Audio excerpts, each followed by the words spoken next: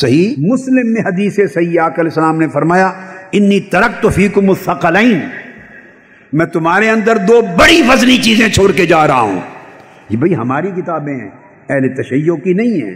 بڑی بدقسمتی، یہ خارجیت کے اثر نے ذہن خراب کر دی ہیں کہ اہل بیت کا نام لیا تو فوری اچھے بھلے لوگ اہل سنت ہیں، حسین کا نام لیا اس کو کہا یہ شیعہ ہے، اس کے اندر تشیع ہے، اس کے اندر رجحان ہے شیعیت کا۔ خدا کے بندو، خدا کا خوف کرو، مرنا ہے۔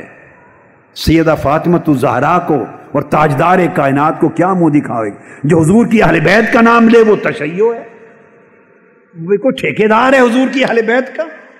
میری کتاب ہے القرابہ، حدیث میں اہل بیت کی شان میں القرابہ، اور بھی وہ کتابیں ہیں، اور ایک ہے کنز الانابہ صحابہ کرام کی شان میں، ضخیم کتاب ہے حدیث کی صحابہ کرام، اور ایک ہے غایت الاجابہ، اتنی ضخیم سینکڑوں صفحوں کی اہل بیت کی شان میں۔ یہ بہت ساری الگ الگ کتب ہیں، ان کو پڑھیں، آپ کو پتہ چلے کہ یہ سارے ہمارے ہیں اور ہم سب کے ہیں۔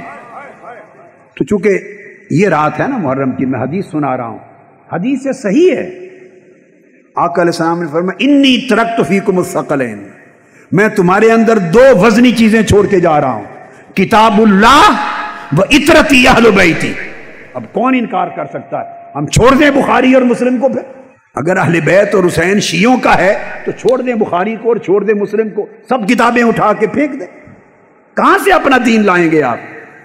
آقا علیہ السلام نے فرمایا میں چھوڑ کے جا رہا ہوں دو چیزیں، فَإِن تَمَسَّكْتُمْ بِهِمَا لَن تَضِلُّوا، اگر ان دونوں کو دامن تھامے رکھو گے گمراہ نہیں ہوگے۔ فرمایا ایک اللہ کی کتاب، کتاب اللہ، اور ایک اطرتی اہل بیتی، میری اطرت اور میری اہل بیت۔